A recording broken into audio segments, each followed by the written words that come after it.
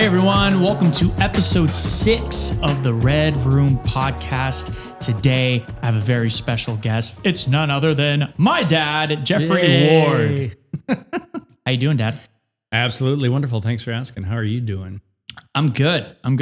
So, my pops here just recently retired. I can't say that. Retired. And he was teaching 5th grade, 4th grade, elementary school, 4th and 5th. And he's really big into the musical theater space here in Northern California and has directed and starred in many different shows. And yeah, let's just kind of dive into it. So Okay. yeah, like on episode 2 with Mom, my folks met on 3 dates later. They were together and now I'm here and yeah. Yes, you are. Yeah. So, Dad, let's kind of like dive into it. So, Right. where you were born in France, Yes. Grandma and Grandpa were in a military family. Yep. So what how does that all lead into hopping into the theater world and getting involved with all of that? 70 years. Yeah. Well, my dad was in the Air Force and we were stationed at Châteauroux Air Force Base in France. And Mummy was pregnant with me and I was born there. And we lived there for about 18 months and moved from there to Manchester, England, to Ruislip Air Force Base. And from there, we left and went to Madison, Wisconsin. Then we moved to Victoria, Texas, and we lived in Albuquerque, New Mexico. Pretty much everywhere my dad was stationed and my mom was working too. When my dad finally retired in 1963, we settled in California, in Cupertino. And so from there, I got into school and I found a propensity for music, because my older sister, Dee Dee, went to Homestead High School and she got involved in theater there and drama. And my mom was a concert pianist when she was a little girl. She's a protege. My dad loved to sing, but he never performed. So it's kind of like inbred in the family. Then there was Uncle Greg. But he always wanted to be a rock star, but it never quite happened for him. He went into carpentry instead and became a contractor. But once we got to Cupertino and I got into high school, I joined the Thespian Society, which is a society of all actors, professional and amateur. And so our first musical that we forced onto our drama teacher in high school was called The Italian Red Hat. And What's that about? I have no clue. The reason being is our drama teacher did not know anything about musicals, so he cut the music and we just did the book. And All right. that was a unmitigated disaster. Nobody came to see it. I think we had 3 people in any one audience. And but I was bitten by the bug. And so after high school, I went to the University of Oklahoma on a football scholarship. And while there, I met a bunch of friends. In fact, my roommate was from Lindbergh High School as well as I was. And he was a drama major at the University of Oklahoma, Norman. And he was trying out for a musical called Paint Your Wagon, which at the time was a big movie with Lee Marvin and Clint Eastwood. And he said, "Come on down, audition with me." I said, I don't do theater. Who does theater? So I went with him anyways, just to see what it's all about. So he auditioned, and then they called me up, and I auditioned, and I just sang. I didn't know what the hell I was singing. And they ended up casting me in the show and not him. And I was there on a football scholarship. I'm supposed to be a jock, right? And here I am in theater. And Starring in the show. one of the minor roles, because I was a freshman. They give all the big roles to the juniors and seniors. But yeah, so that was really fun. And from there on, I was just in the theater. And then, unfortunately, that spring, I broke my foot football practice, and they took my scholarship away because I couldn't. It's a walk-on scholarship because I couldn't play. So I told my parents. I said, I'm coming home because I can't play football, and I don't want to be out in Oklahoma because they were culturally about 10 years behind San Francisco and the Bay Area. Excuse me. So I came home and went to De Anza College and got into local theater at Sunnyvale Community Center and into a show called Jesus Christ Superstar, where I met a couple of boys, Ed Lambert and Norm McMullen, who were in the orchestra, and we got together and we started doing rock and roll, and it just evolved from one thing to another. And so for the following years, I was doing theater, probably 3-4 shows a year. And in between that, doing rock and roll bands with my friends and stuff like that. And yeah, that's how it happened. I think we have photos too from you doing Jesus, right? Yeah. Yeah, somewhere. We'll make sure we find those. Did 156 shows. Is actually the first show for Superstar was with Sunnyvale Community Players, and that director was a brilliant guy named Tom Raborti. And he directed us, and I was cast as Simon Zelotes, or Zelotes, however you want to produce it. And I sang the song, Christ, what more do you need to convince you? So, and he came up, I got a great review for the local newspaper, and he came up to me after the review and he said, stop singing black, you're not black. Just sing like a white man. And that was my, first experience with, I guess, I don't know if it's racism or DEI or whatever you want to call it, but I thought I was singing it pretty well. So anyways, after that, I auditioned for the next big, with San Jose Musical Theater for Jesus Christ Superstar, and got cast as Jesus in that.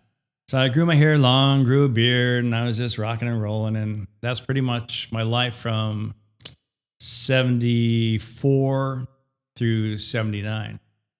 And then I got into other shows with stars. The director of San Jose Musical Theater was George Costa. And so he was doing, I guess, Actor Equity Productions. And he cast me in different shows with, I think I was older, Patrick and Mame with Joanne Worley. And then I was in Oliver with Ron Palillo and Nehemiah Persoff, directed by Michelle Lee at the time. And just a number of different productions. Then when I finally got into the Center for the Performing Arts with San Jose Musical Theater, I was Jesus with Heather McRae, who is the daughter of Gordon McRae, that was the star of Oklahoma. And so it was interesting. It was a fun time with all those people. And they all said, oh, come down to LA. We'll make you a star. I'll introduce you to agents and stuff. I said, no, I'll do it on my own. Don't worry about that. Well, here I am. So it was fun. It was a good time. And yeah, so after that, I went back to school and got my bachelor's degree in television, radio, and film with a minor in political science, and went on from there. So I think one of the cool moments from my, life, actually a couple cool moments. I remember when I was really young, and I think you were starring in Cabaret. Yeah. And I remember that mom wouldn't let us come and see your show. And so I remember this moment where she picked me up, and there's this thin little window. She's like, there's Dad. It's like, okay, you can't watch the rest. Bye. And that was kind of it. So that would have been fun to see. But I think one of the cool things too was the fact that Mamma Mia got off Broadway and eventually became available to the local theaters, right, local playhouses and everything. And correct me if I'm wrong, but I think you did one of the very first productions of Mamma Mia in the Bay Area. Yeah, with San Jose Musical Theater. It was kind of the revival of San Jose Music Theater. And it's produced by Lucy Hobb, which is a wonderful woman, brilliant director, our brilliant producer as well. And she called me up and asked me if I'd be willing to direct it. And I said, well, yes, on one condition, that Bobby gets to play Donna. And Donna's the lead role in the show. She goes, okay, sure. And then when I told your mother about that, she goes, well, I want you to play Sam. I said, well, I'm the director. I can't really play Sam. So We cast this great guy named Rob Christopher into it. And it's a beautiful production. I mean, you've actually videotaped it. And we were at Evergreen College, and they're very, very beautiful theater. And I was just really fortunate. I had great people come and audition for it, and the three ladies that played opposite your mom, Mary Beth and Colleen, and they were fantastic. So yeah, it was a great cast. So as a director, because you have all these, different productions of Mamma Mia that were on Broadway. And then you also have the movie with, Meryl Streep and Pierce Brosnan.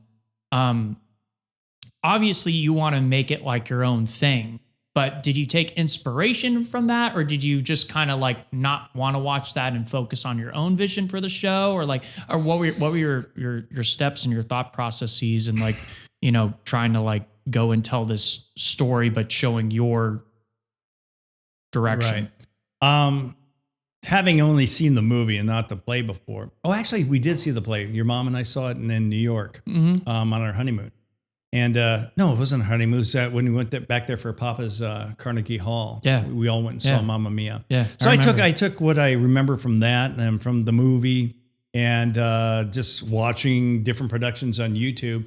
And just picked parts and pieces that I liked, that I didn't like, cut out, figured out how I do the blocking difference, considering the sets we had on stage, and what worked with the different actors. And so it's kind of like you take from other people the good pieces, you throw it all into the bowl, mix it up, and make it yours, and see what works and what doesn't work. And I was just really fortunate that it all came together, and it was a great show. So it's kind of like, I think all good directors will steal from other directors. The only difference is if you get a brand new piece of work, brand new art piece, brand new songs, book and everything, then you have to actually sit down and envision everything brand new from the start.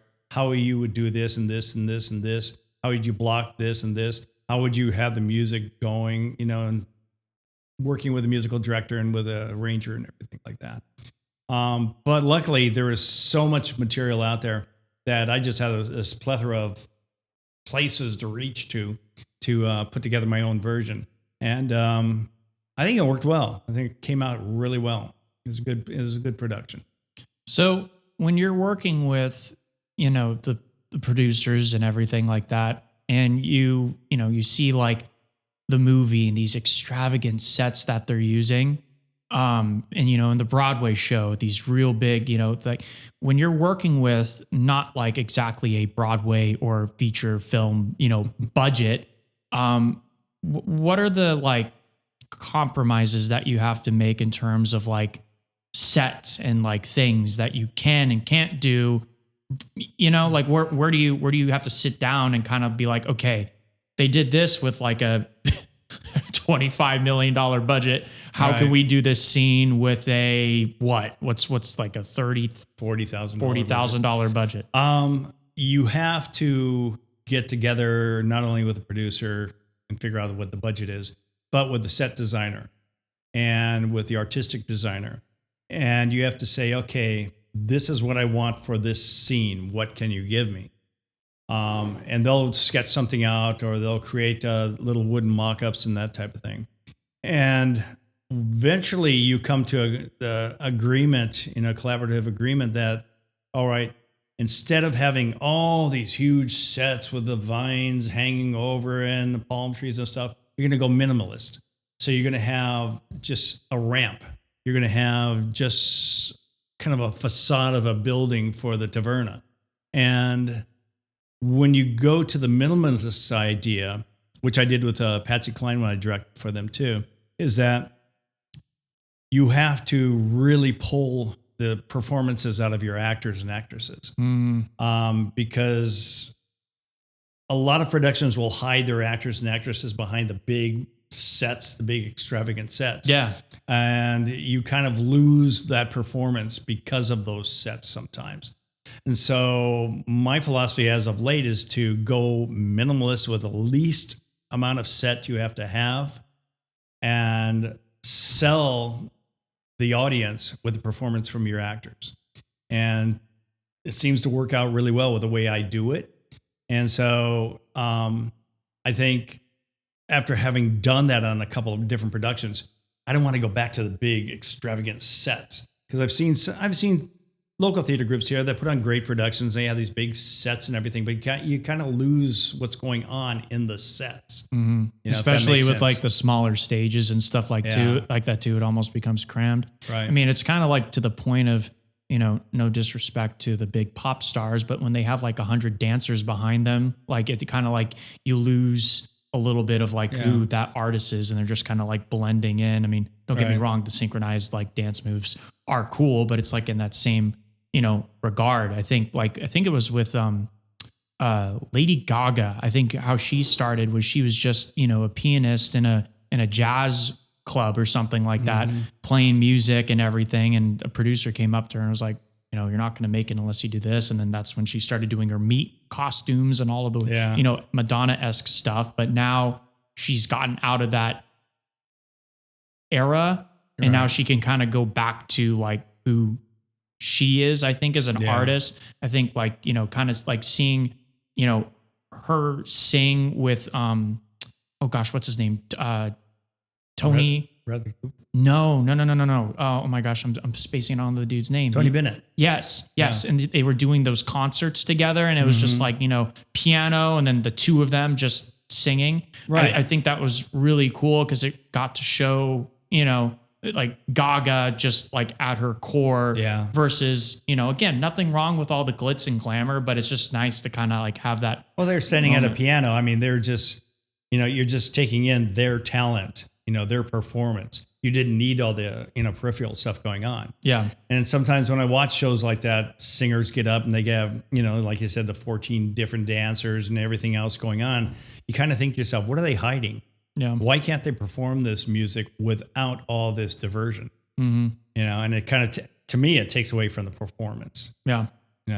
And I think the same thing goes with theater. If you have a production where your choreographer says, oh, I want 50 people dancing on stage behind this one person. No, I want to focus on the person performing, not on your 50 different dancers dancing behind them.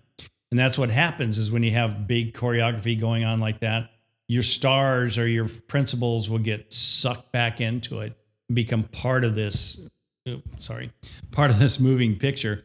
And it loses its substance. It loses its validity in a lot of ways.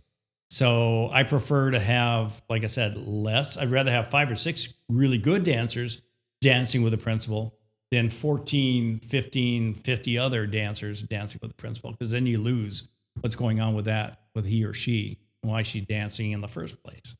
So walk me through the process. So you sit down with the producers, you figure out budget, you figure out what you're going to do with sets and everything alike. How do the rehearsal processes go? When do you get like the cast together? Like, is your first time getting everyone together, you all just doing a table read, sitting there reading the script? Yeah. When you first have your first couple of rehearsals, it's basically an introduction. Hi, how you doing? Welcome to the production. The first rehearsals, the first 2 or 3 would do table readings, and I'll just listen to everybody, going through the script. Do you let them just kind of like, do you give any direction at that point? No. You just let them kind of do their own thing? To hear what they've interpreted. Because I usually give them the script like 2 or 3 weeks before we have the table reading. So they can go through it and develop some kind of characterization for their character. And then when they bring it to the table, I'll listen to it and I'll make notes. And then when we actually get into the rehearsing part, I'll say, okay, I liked what you did in your table reading here, but let's switch this up there. And from that point on, the way I run my production is I'll have all the music first, because you cannot choreograph a musical number until the musicians and the actors and actresses know the lyrics to the music, because that's important to a choreographer, that the cast know what they're singing and where they're supposed to be singing and how they're supposed to sing. And so I run the first 2 or 3 weeks of just working on parts, working on harmonies, working on inflections, on dialogue within the music. And then once that's done, then we go into the choreography for each number. And the choreographer takes those different members of the certain scene, choreographs them in with the music. And then in between that, I'll take the principals and the minor principals and work on the dialogue in between those. So eventually, so you have your music going on, you have a choreography going on, you have a dialogue and blocking going on. Then you kind of like shuffling the cards and put it all together when you start running the first scene, second scene, third scene. A lot of directors will jump scenes where they'll do first scene, they'll do seventh scene, then they'll come back and do the fourth scene, then they'll do the fifth scene. Or they'll jump into the second act and they'll go, oh, let's do scene 7, 8, 9. Then we'll come back to the first act and do scene 4. I can't do that. Just You're linear. Yeah, linear. I need to have that continuity going on, the congruity going on. And I think it helps the actors and actresses too, because they know what the segues are from one scene into the next. It makes their entrances and exits make a lot more sense. Road map's a little bit more clear. Exactly. And I found for me, at least as my style of directing, that works best. So how does it work with like a choreographer coming from the director's standpoint? Do you give the choreographer like free reign, or do you like have input into that? Do you say like, oh, this is kind of like what I think should happen and take what you will from that? And then my next question is, do you then get to a point where, I don't know, maybe like some of the choreography is a little tough for the actors or actresses to be singing, and be doing those kind of movements. And then do you have to have that tough conversation being like, hey, she or he can't, do that at that moment. Can you make it like how does that all work out? Ultimately, the director is the final say. Yeah. So I will sit down with my choreographer and we'll go scene by scene by scene, number, dance number, music number by music number by music number. And we'll take one and I'll say, okay, this is my vision for this. What is yours? And we'll kind of do a meeting of the minds and get everything established down. We'll both take notes. We'll go to the next scene, next musical number. And then when we start. So you sit down one-on-one first? Yeah. And then we'll go through the whole script, all the musical numbers. And a lot of the times, there'll be the smaller musical numbers where the choreographer said, okay, this is your number. You get to do this one. You get to choreograph that, because I'm going to be working on these big numbers with, the whole cast, which I think is fine, because I'll just go through and okay, we'll do this, jazz hand. So, but for the most part, that's worked out well. Then when we get into the choreography, if something's not working right, where there's the entrances and exits for different characters, or they're banging in the people and they're stumbling and tripping over things, I'll stop everything. I said, okay. And I'll go to the choreographer. I said, let's correct this. They need to come in here, or they need to come up here, but you have your dancers doing this and doing that. Where do you want them to come in? And I'll get their feedback, because I want them to be in the creative process. I don't want to be dictatorship saying, no, you're going to do this and do that. Mm-hmm. And so eventually we'll get everything figured out. We'll get everything smooth and copacetic. And the cast and the dancers, along with the principals, they know when they're supposed to come in, where they're supposed to come in, and what to avoid. And inevitably, it all works out. So while you're doing that, then you have the sets being created at the same time. Mm-hmm. Are those normally made in the theater, or are they made off-site and they're brought in? They're made off-site. Usually for most theater groups, one group I work with is West Valley Light Opera, and they have their own scene room way down at the end of this complex. We have the rehearsal room up front, then we have the set construction area down at the back. So while we're rehearsing the numbers, we tape the floor down where the stage is, where the different entrances, exits are. And in the meantime, back in the scene shop, they'll be creating the different sets and everything with the set designer there. And that's another thing. The set designer and I have to sit down and discuss what the sets are going to be like. Because if I leave them to their own vices and they set up this huge set, it could be beautiful, it could be just visually stunning, but it's not functional. It's not going to help the play. It's not going to help the actors or the dancers getting on and off. So we'll sit down and we'll have that same kind of meeting that I had with the choreographer saying, okay, I need a set like this. So I'm going to have these people come in, these people come in. And I've been really lucky. I've had some really great set designers with the different theater groups I've worked with. Steve Wathen is one. He's worked with West Valley. He worked with San Jose Musical Theater. And he and I have a kind of like a mind meld where he knows what I want and I know what he can create. And his sets are usually just spectacular. And he'll come up and say, okay, what do you want to happen here? I said, well, this is where these guys come out and da-da-da-da-da. Okay, so I'm going to put a door in here. I said, and you guys are in the theater at this point, just like visually looking at it? Yes. Or are you in the... What he'll do first is he'll create a mock-up, which is like a little, 17 little cardboard cutouts or whatever. With a little stage and all the sets and everything. And we'll go sit down with it and we'll go, okay, this is where this lead enters. That's where the secondary lead enters. Where are they going to exit? There's no exit for them here. And he'll say, okay, what if we put this here and put that there? So it's just a collaboration of minds again, just saying, okay, what's going to work best for the production on the given space we have on stage. So because you have your hand in all of these different factions of the production, how do you set up your calendar for the week? Like, are you like, well, how does that all work out where you're having to like I'm doing stuff with the actors, but I'm also, working with the choreographer and I'm also working with the set designer. Like, right. how do you like, are you doing like everything all in one day or do you like, maybe you don't have a rehearsal with the cast and you're just meeting with, the music director for something? It's all of that. We'll have, like I said in the beginning, we'll have all music. So we'll all be in the rehearsal hall. The cast will be all seated. We'll have the musical director there. We'll have the accompanist there. We'll have the altos, the tenors. We'll have the baritones. We'll have the bass. And we'll have, everybody involved. And we'll be teaching, pieces, teaching parts.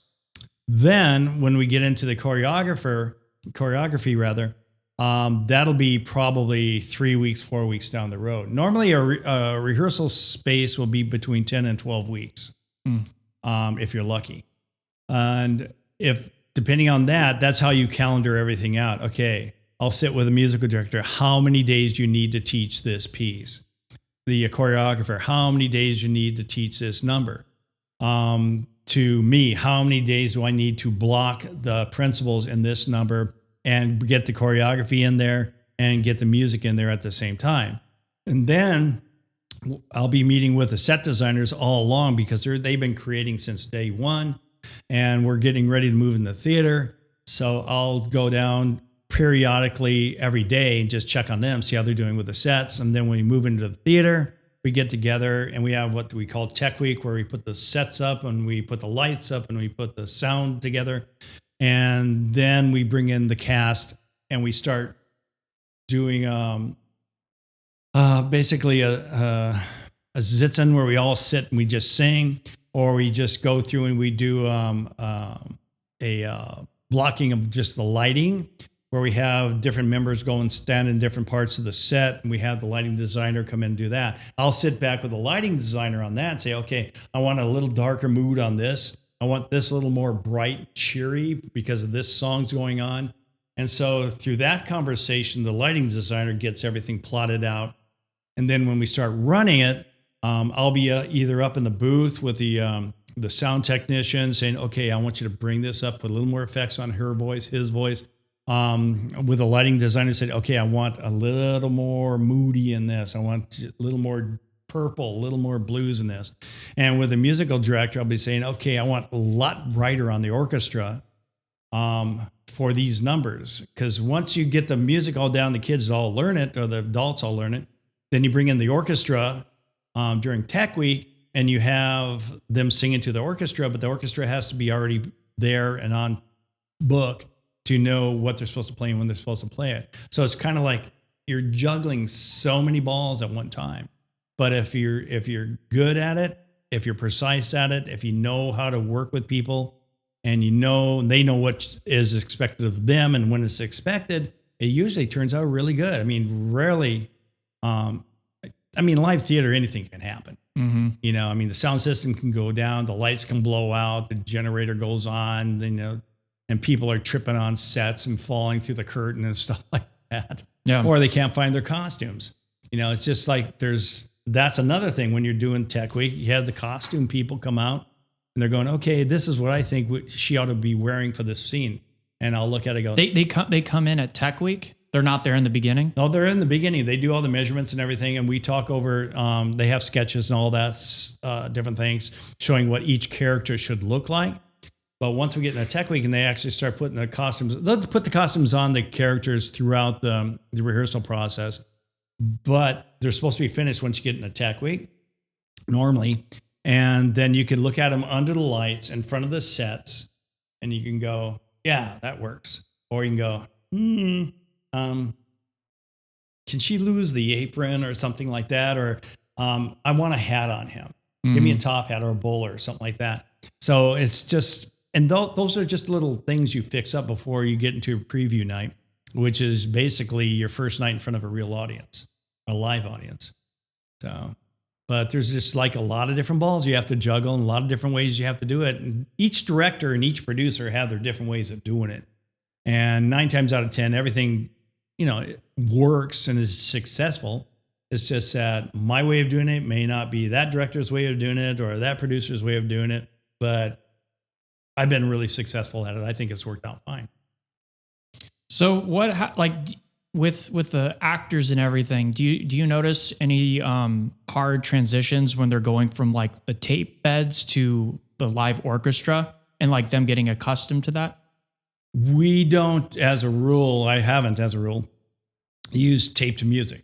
We always have an accompanist there. And it could be just one person on the piano.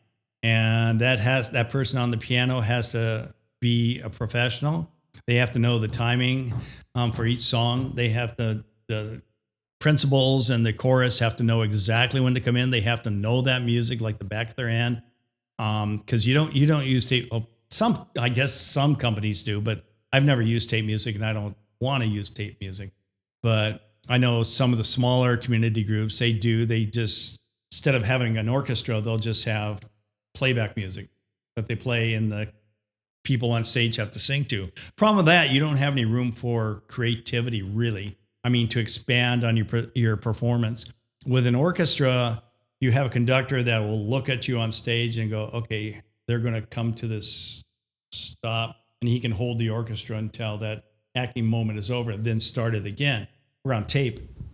You have to go. You don't have time to stop. So another question in terms of the orchestra, where do you or who decides it? I'm assuming it's the musical director, but what kind of instruments are in the orchestra? Like Broadway, it's like we have every single instrument that you can think of to make it sound like it's right off the recorded album. Like what do you? Well, the big theater groups and especially Broadway and off-Broadway. Do you pick? Or like there's certain instruments like we need to have this in here. It's all budget. Oh yeah. Yeah, I mean, because Broadway, obviously, if you're on Broadway or off Broadway, you can have a 26 to 32 piece orchestra with timpani and the whole thing in there. Then with like Mamma Mia, we had one guitarist, one bass, keyboard was playing synthesizer, and a drummer. And I think one other keyboarder that filled in. And that worked fine because they were good enough musicians that they knew how to build that sound. But that you can't build that sound unless you have a musical director or conductor that knows how to build the sound. And that's the really important part. Each part of those little pieces that fit into a production, you have to have the best. You have to have the best musical director, conductor. You have the best vocal instructor. You have to have the best lighting director, the best scenic designer, best costumer. I mean, they all have to be at the top of their game. Because if you have somebody who doesn't know what they're doing, it's going to show like a bad pimple in the middle of your forehead on your first date. You know, just the audience is going to go, wow, those costumes really suck. Or they're going to go, what's with the lighting? You know, you can't see the actors on stage because the lighting is in different places than it should be. Or the music just doesn't rise. It doesn't swell. It doesn't crescendo. It doesn't decrescendo. It just is there full blast. And I learned that when I did Jesus Christ Superstar in the Center for Performing Arts in San Jose. Our conductor was Richard Nelson, who's a brilliant man. I love that man. He's fortunately passed away, but he put together, I think it was a 32-piece orchestra, all union. And so they're all professional. They knew what they're doing. Your Uncle Ed was the guitar player in there. Our friend Norm was the drummer in there. And they knew how to perform that music because he was a good enough musical director. Because if you listen to the score, there's so many dynamics going on, as with any score. I mean, with Les Mis, with Oklahoma, whatever score you're talking about, even Mary Poppins. When I played Mr. Banks and Mary Poppins at Cabrillo Stage, that orchestra, directed by John Nordgren at the time, was just phenomenal. And they were professional musicians who knew how to listen, knew how to read, and knew how to take direction from the conductor. And the conductor and I worked together as far as what are the dynamics in this music going to be. So it takes like all these different people bouncing all these little balls to make a production come together and make it something that the audience is going to walk out of at the end of the show going, wow, that was great. Not where they're going to walk out going, geez, that sucked. Or, well, the costumes should have been, or something like that. So you want to avoid all that kind of commentary. You want the audience to walk out and go, damn, I'm going to come back and buy another ticket next week. I thought the costumes at the end were really funny. Yeah, well, that was interesting.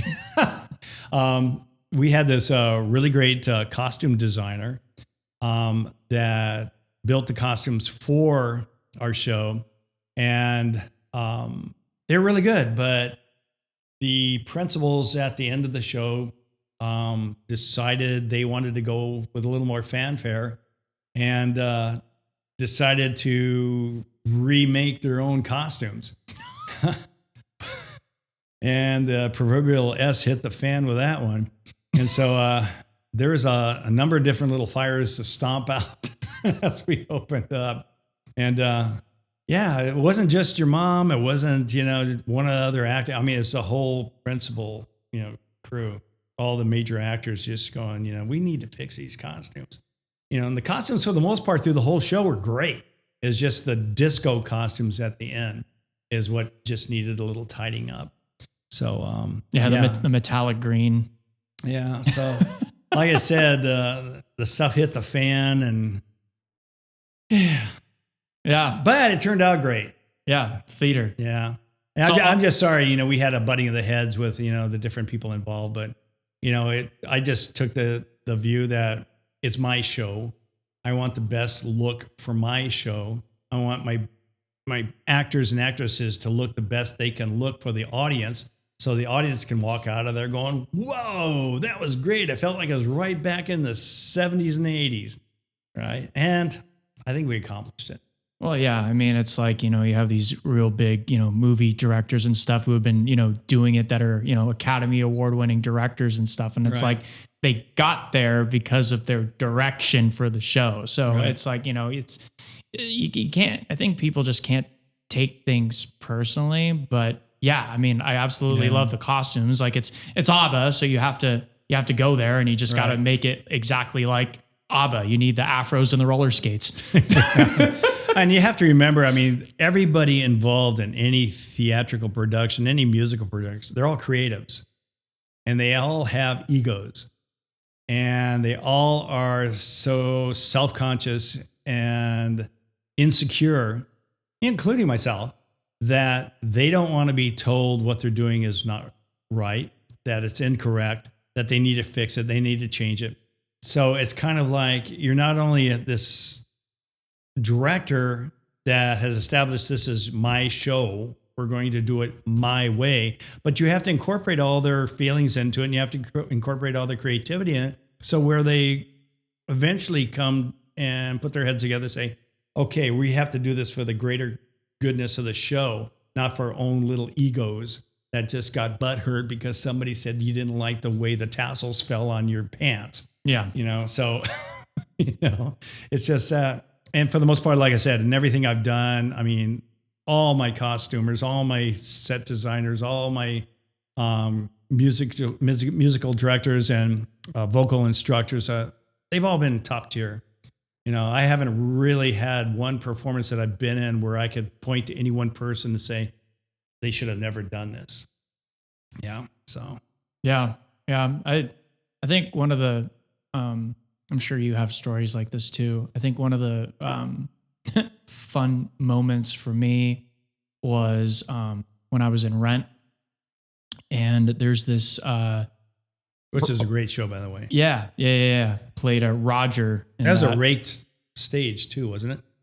Raked? Yeah, going up. It was built kind of like going up. That's how it was. Flat. Maybe, I don't know. Who knows?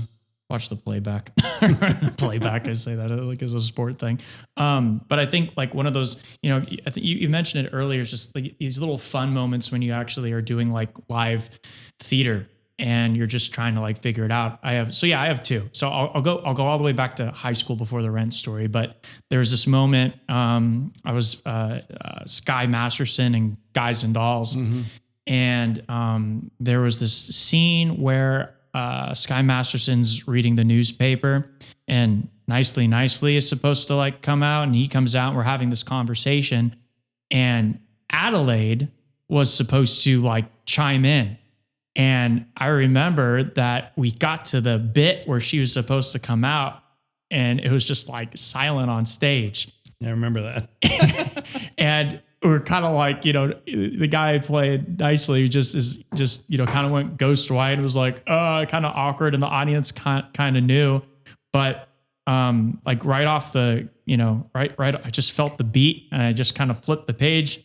I was like, so what do you think about them 49ers, huh? We just started having like a conversation literally for like 3 minutes. I think there was like a malfunction with like her costume or something like that. Right. But she like finally comes on and you're just like, And then the moment that I was going to talk about before was when I was in Rent, right in the very beginning. It's like, I think it's the second number. The prop, whoever was our prop master at the time, or whoever was assigned the prop, is supposed to roll out like a, telephone, like, little portable booth thing, and Mark is supposed to hop on the phone and call Maureen, who was on the, forget what it, like this part on top. I don't know the technical term, but the part on top. And they're supposed to have a phone call, and I'm standing right next to him, and he looks over and the thing's not there when the lights come on, and he looks back at me and he kind of gives me this look of like, oh shit, what am I supposed to do? And just without like thinking, I reached in my pocket and I pulled out my cell phone, even though they didn't exist at the time during when Rent was supposed to take place. And I just tossed him my phone, and he takes the call and he's like, does the scene and everything. And then he just like hands it back to me, and we just continued, and everyone like knew it was a funny moment, but you just got to figure out ways to, keep the show going. Right. So with that, have you had any like fun moments throughout your theater career where you're just like, oh crap, like that was supposed to happen and it didn't, and they're like, or you skipped entire scenes and you're trying to like, help the actor remember their lines, trying to get them back onto like what you have any fun moments? Yeah, like that's what I was saying. Live theater, anything can happen. I remember in my first college production, it was Paint Your Wagon, and I had a part, I can't even remember the name of the part, but my line, one of the miners was supposed to come out. This is when everyone's leaving the mining town and heading for Oregon or something like that. And the guy is, I think the one kid came out and he said, so where are you heading now? I'm supposed to say, well, I'm supposed to be heading up, Placerville or something like that. They said the gold is big as chicken nuggets up there or something like that. Oh, the gold is big as nuggets. The gold nuggets are as big as chicken eggs or something like that. And he came on and said that, and I just looked down and go, I'm going up Sonora way because the chicken nuggets are really big. I turned and walked off stage. I had like this whole page of dialogue with this guy. And I walked out and go, and the director came back. I was, Sorry. Yeah, that was probably my first big one. One I had was just a major, mind fart. And it was with San Jose Musical Theater, and we were doing West Side Story. And I was playing Tony. And the first song is, who knows, could be something coming any day. So I got out there, opening night. We had like the city council out there. We had the mayor of the city out there, all the beneficiaries. All the big players. All the big players. And the song started, and I started singing. I felt something, snap in my throat. Uh-oh. And just, my concentration was gone. And I'm going, where am I in this song? And I looked down at Richard Nelson, who was in the orchestra, and he's mouthing the lyrics to me while he's conducting. And I'm going, So I hummed my way through the whole song and then walked off stage. I went back into the dressing room and just put my head in my hands and just started crying. I said, I couldn't believe it. I had never, ever had a brain fart like that in my life. And yeah. And then the director came down, he threw the door open. He goes, what's the matter with you? So I just blew it. I can't, what am I supposed to say? Yeah. But yeah, that scarred me for years and years and years. Until when we were doing Mamma Mia with your mother, there's one scene in Donna's bedroom where the three ladies are together and they're talking about the three guys being on the island, and your mom dropped her lines and blanked out, couldn't figure out where she was. The other two ladies dropped their lines. Then they're trying to feed each other lines and feed your mom lines. And this scene that was supposed to take probably a minute and a half got into 5, 6, 7 minutes. And I'm up in the booth going, oh my God, stop. What's going on here? And I just had flashback to the whole West Side Story thing. So I just sat back and said, okay, they're going to do it. They're going to do it. They're going to get out of this. And finally they picked up on the dialogue and they got out of the scene. Audience doesn't know. Yeah. The audience did not know that any of them had dropped a line. Yeah. They thought it was funnier than hell. They're laughing. Your mom's pretending she's getting drunk, shooting off a little gin canister, and the other women are doing the same thing. And they're just running and they're just playing their roles with no dialogue and no script. Yeah. And I'm just sitting there, wow, this is brilliant. Yeah. Pulled it off. Like I said, the audience doesn't know. Yeah. Unless they know the show, page verbatim. Verbatim. Yeah. But yeah, so that's the biggest ones. Yeah. I think that's, again, one of those live theater moments where you just if you're all lost, but you just got to stay in the moment. Like in my thing back in high school, Adelaide didn't show up and I had to talk to nicely for 3 minutes about just random stuff. And, just finally she shows up. And you see that pretty much any community theater, even, college theater, professional theater too. I mean, you can go up to San Francisco and see some of the professional shows that come through, the touring shows, and you'll see where they drop lines. Yeah. And if you've been an actor, you've been on stage, you can see that when it happens because their faces light up and they'll stutter and they'll go, they'll start looking around like that. Even though they're being paid, they're paid professionals, they're Actors Equity, members, and they're making all this money on the touring show. They'll just drop the line, but they'll move on. Yeah. Because they're consummate professionals. So they'll just pick up another piece of dialogue and move on from there. And everyone, okay, here we are. Let's move. That's why I think improv classes are important for that kind of regard too, because it keeps you on your toes.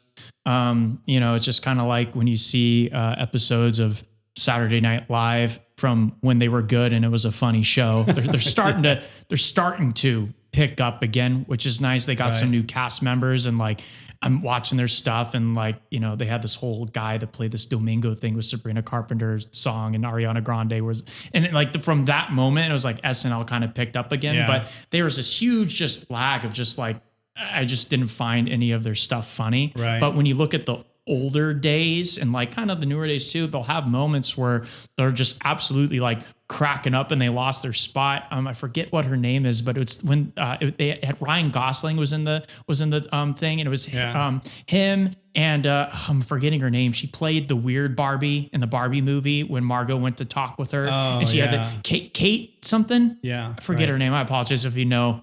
I'll figure it out after this, but there was this like moment where she's just like super funny talking about how they were all like abducted by aliens, and she's like sitting here in these jeans just spread legged, and Ryan's giving his like line, and she's like smoking a stogie, and they were all cracking up trying to like keep the straight face, and like I feel like kind of like somewhat losing their lines, just laughing, and you see all those moments from like Will Ferrell and Jimmy Fallon and everything doing it, and it's lucky for them they have the cue cards behind the camera that or in live theater you don't have that. you don't have that. So it's definitely the improv classes I think are very important as an actor to just keep you on your toes. Yeah, because as a director, what I'll tell my cast is that listen, inevitably something can happen. One of your actors may drop a line. They may not know where they're at. You may drop a line, not know where you're at. The last thing you can do is lean over and whisper the line to them, because it's like, you're supposed to say, go this way. Oh, we're going this way. Because the audience hears that and they see it. Next thing is not to break character. That's my number one rule as a director. I don't care if you mess up, you trip up, you drop the scene, you don't know where you're dancing to. Do not break character. Yeah. Because the first thing the audience is going to see, their focus is going to right to you, because you broke character. You're going, what? Where am I supposed to be? And that doesn't work. And so I tell my actors, do not ever break character, even if you feel like laughing because the dialogue's funny and the actor opposite you is delivering them flawlessly and you're just busting up inside. Unless it's what the character is called to do, do not laugh. Yeah. Do not react sadly, happily, whatever, unless that is what the character is supposed to be doing. And a lot of times when you get with older actors that have been on stage for a long time, through a number of productions, they get it. Yeah. They know how to do that. But sometimes you get, fresh kids in there that really haven't done it before. You'll say something silly on stage and they'll go, no, it's supposed to be laughing. Yeah. Yeah. So, but that's the number one rule. Don't break character. Yeah. What are some dream shows that you would like to direct? And what are some dream roles that you would like to star in that you haven't done yet? Good question. Bucket list wise, one role I always wanted to do was Curly in Oklahoma. But at the time when I was that age, when I was in my early 20s, mid 20s, late 20s, it was a revival on Broadway. So the rights weren't released. So I could never do that. Another role probably would be Professor Higgins in My Fair Lady. Always wanted to do that role too. If they ever put a production together, and I think they may have, I'm not sure, but The Greatest Showman would be a fun role. That'd be cool. Yeah.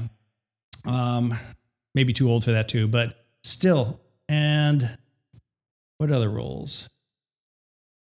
Pretty much most of the roles I've played in the past were bucket list roles. Like I played Lancelot in Camelot, Jesus and Superstar, Mr. Banks and Mary Poppins. Yeah, I pretty much have done most of the roles I want to do, with exception like, Curly and that type of thing in Oklahoma. Phantom? Yeah, Phantom would be great. I'd love to play the Phantom. I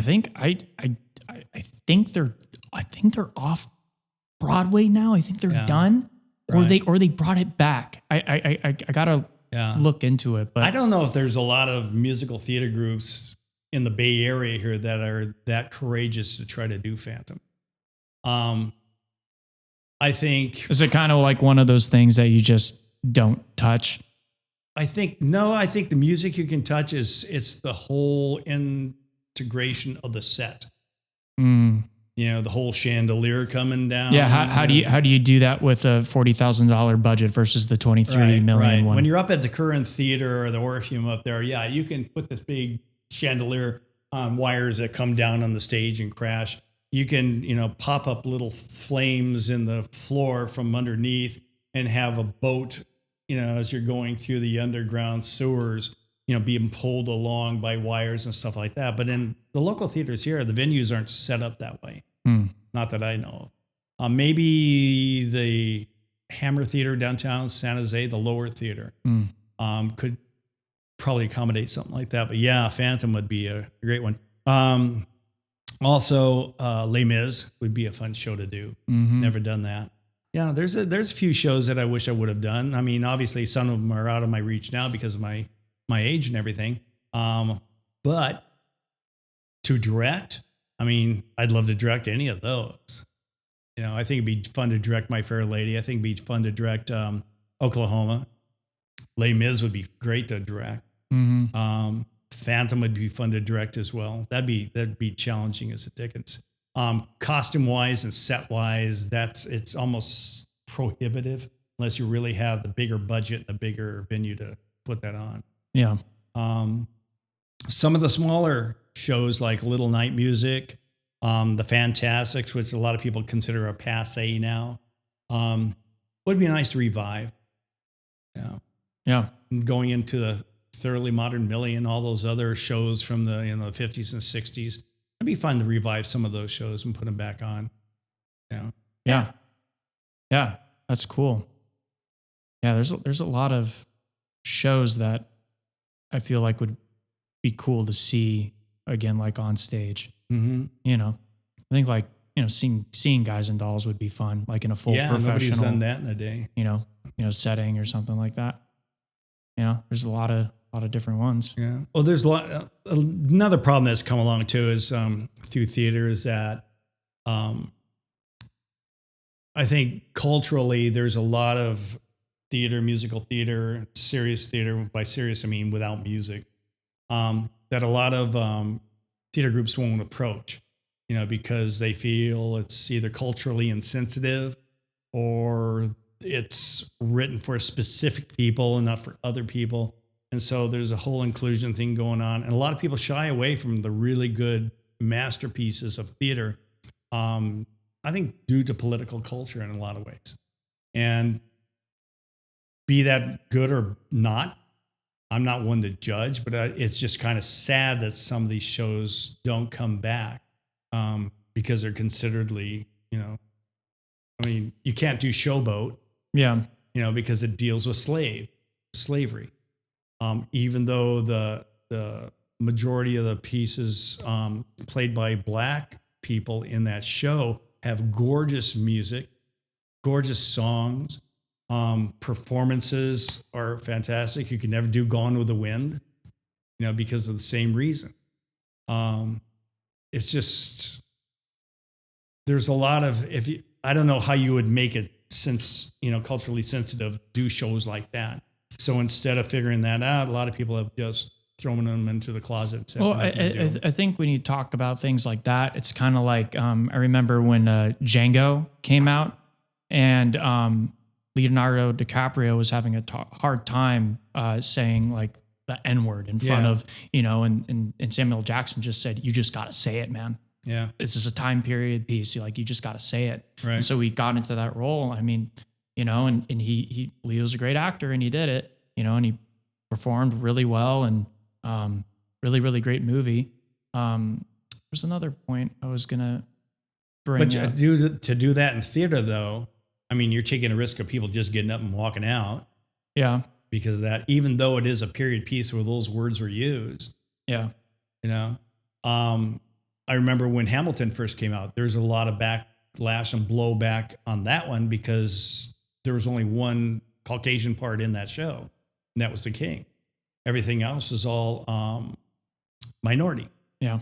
And that's the way he wrote it. That's the way Manuel wrote it. Yeah. And so, which is valid, and that's fine.